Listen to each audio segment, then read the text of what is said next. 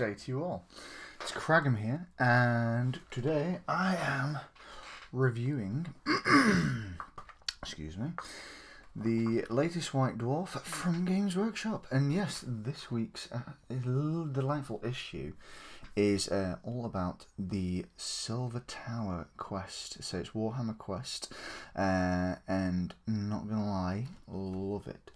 It's a great issue if you're really interested in the kind of Silver Tower game release, which is coming out next week. Ooh. Yeah, it's a great issue. There's tons packed in here, so let's have a look. So, first page, as always, you get the contents with some lovely imagery of the set coming out. Now, I myself, I haven't been playing Age of Sigmar for quite a while, but I find myself wanting to buy this because it looks phenomenal.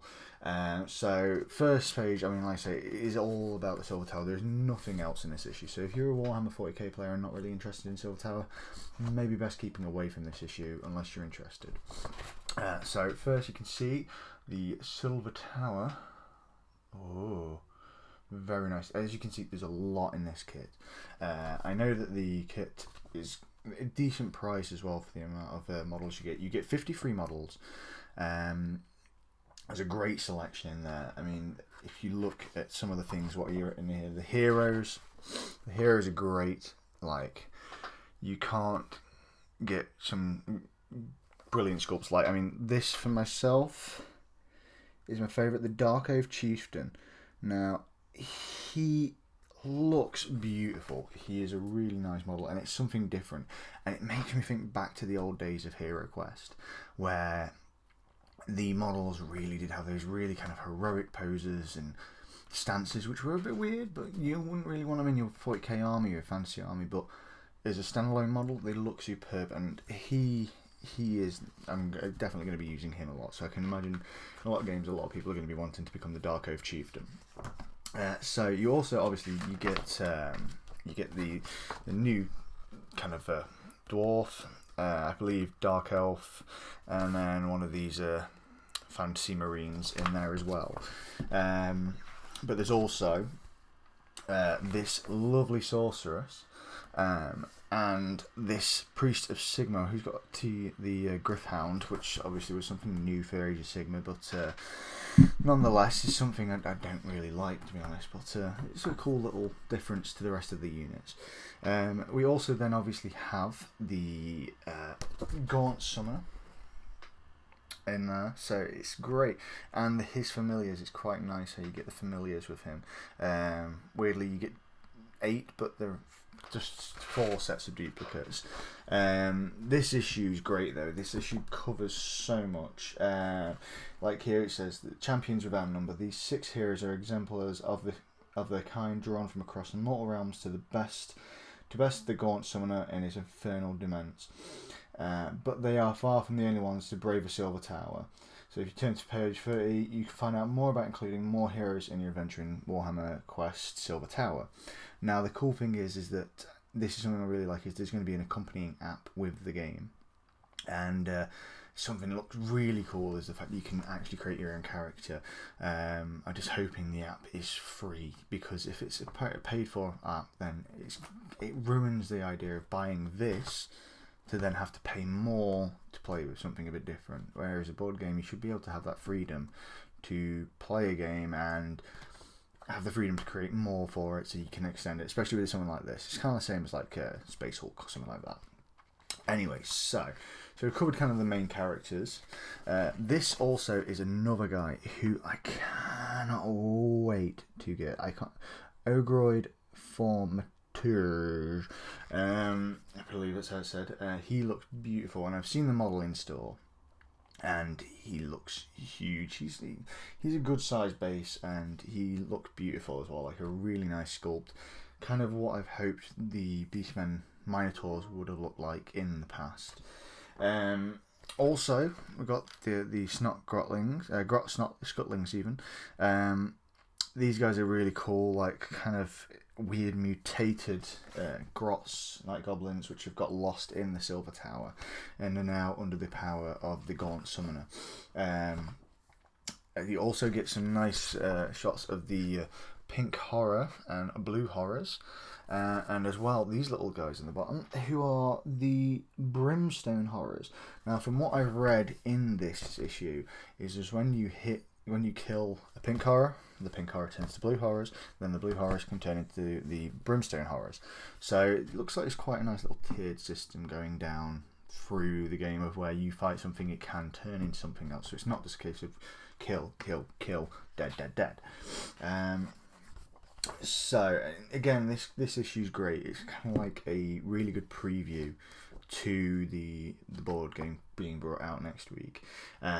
So as again, you can see there's some really nice sculpts have really gone out here with some new like models, new units kind of thing. So hopefully we'll see these in the future for kind of Tzinch demons, and also really nice, let's see if I can get this right, really nice Skaven Death Runner, I believe it is. Death Runner, yeah. Skaven Death Runner, who are apparently they're not actually part of the Gaunt Summoner, but they're in there to try and kind of pass a test for the Master of the Shadows.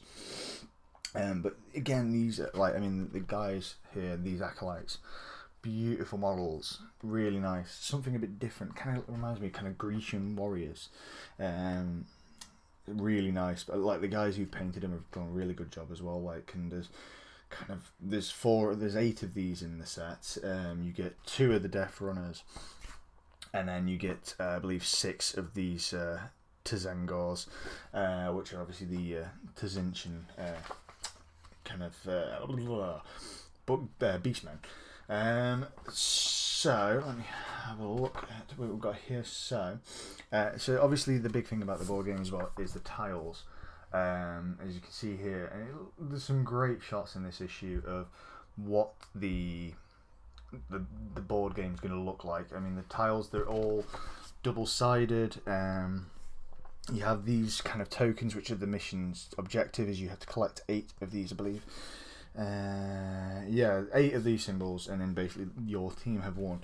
But it's really smart. I've been reading through this, and the issue gives out some really good stuff on how the game plays, and it's beautiful. They're really kind of fast paced, multiple games kind of thrown in. I'm actually going to have a game on Tuesday, I think, to have a look at how the game plays, to see kind of how the mechanics run. So it'll be great. I've not done a board game for years. Sadly, kind of not having the time, things like that. So it'll be great to go in, try out the game, and then, like I say, I'm hoping to purchase it myself coming in the next week or so. So I'll obviously do a review of the game itself when I've got that.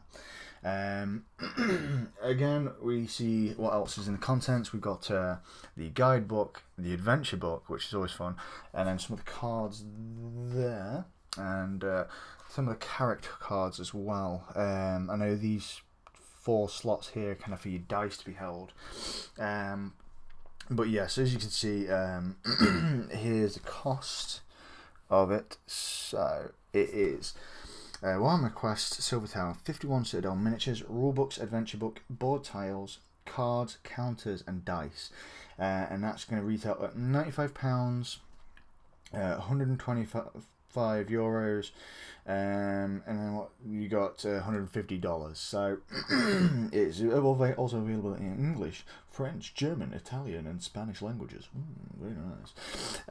So and it's pre-ordered 21st and out on the 21st of May, 1 week before my birthday. Grand. So, as always with White Dwarfs, you get kind of a paint splatter related to the release of that week.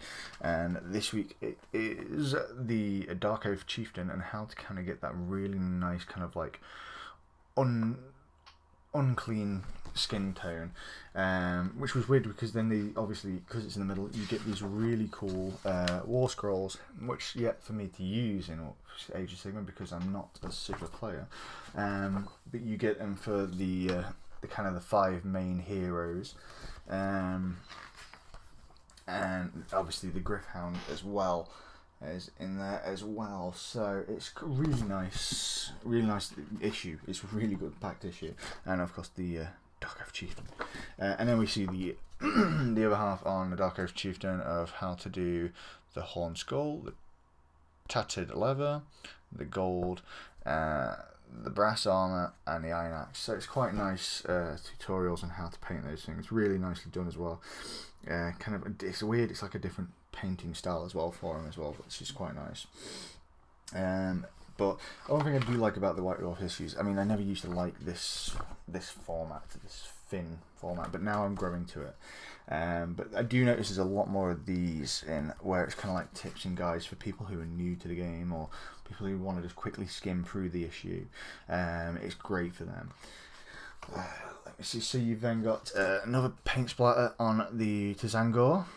Which is great because you don't really see many tips on how to paint the kind of this style, because I mean there is the this guy here who I painted who is similar kind of not very affectionate up, yeah, not very similar kind of style model, but it'd be quite nice because I feel like I can use him in the game as well, probably as my Gaunt Summoner as well sometimes, which is quite nice, but also as like a champion for the Tzangor.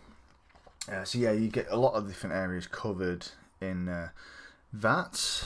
Let me go to the next page. So so there's a great little walkthrough on a game of the Trials of the Silver Tower. So this is one of the 8 trials. So it's a nice rundown of how you play the game, and it doesn't give much to detail. It's kind of very like a narrative fluff walkthrough, but it's great to see like the first page is the setup and how the champions begin and why they are together. So it's saying that how even though there is good and bad characters alike in this game, they're all there for one purpose, but they're all there for their own individual purpose, but for the fact of getting through the tower they have sided. So you would have the Dark Oath Chieftain of a Chaos variety with a Sigmarite, and they are together to realise that they have a final goal, but they're all going to end up with this treasure of some sort, but own treasure depending on themselves. Some to destroy the Gaunt Summoner, some to get blessings from the Gaunt Summoner, some on trials to pass for the Righthood in the future. So as you can see, we've got great kind of scenes of like the phase 1. So there's rooms individually, so you go through these rooms.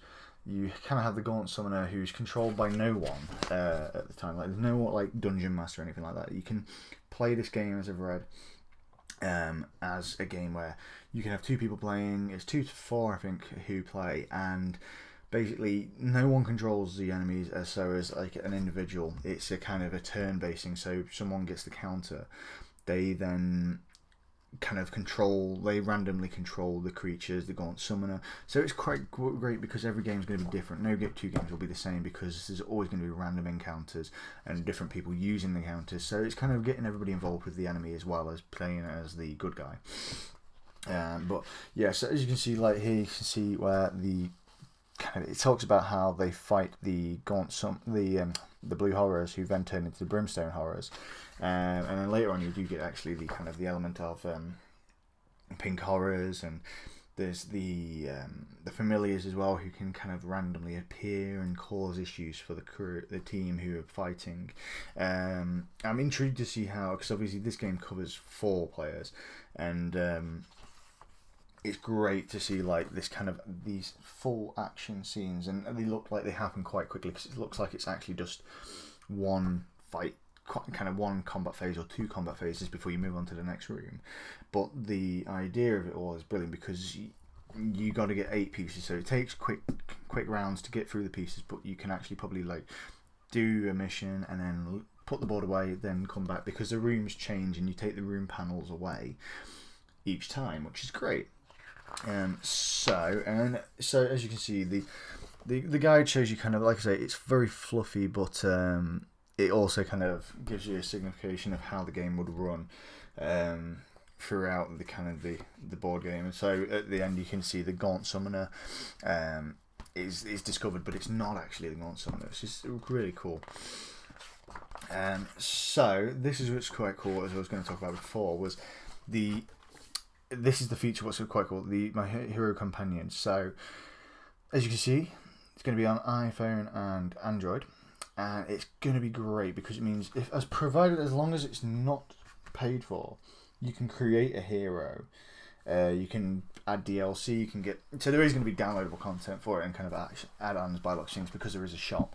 But it'd be quite cool to be able to make your own character, because I've got quite a few characters, from ogres to lizardmen to orcs, things like that, because it's quite weird you haven't got any orcs in it. It'd be quite good to have like a plot line of an orc trying to impress Gorkomork, and this way of doing it is by passing the trials and defeating someone or bringing back some form of icon from the Gaunt Summoner. But yeah, so I mean, I know there is like the Slaughter Priest, another Sigmarite, and I think it's a kind of sorcerer as well, Chaos Sorcerer, are all going to be releases next week as well. There's like going to be cards in the box set for it, but it's going to be great. There's also, it's covering, as always with all the new releases, someone releases a book. So it's Labyrinth of the Lost. It's retailing at $9.99, 128-page book. So it's not a big book, but it's probably going to be a good read. I can imagine it could be quite good, and it's quite passionately written. But yeah, it's a great kind of issue. This is it really. You've got obviously available this week was the Undead, Crypt Ghoul, Crypt Flayers, and the Terrorgeist release came out this week. And also a nice little thing for next week of where the adventure continues, and we get we get the bad guy kind of war scrolls, and we get another stage by stage of the Excelsior Priest and the Acolytes as well, which is going to be great because nice to see a skin coloured kind of review on Paint Splatter. So anyway, that is the issue all in all. Nice little artwork on the back. Oh, look at that. Look at all them colours, all that work. I'm intrigued to see, I presume that all the bases are pre-made like this, because there's a lot of this kind of stone on there.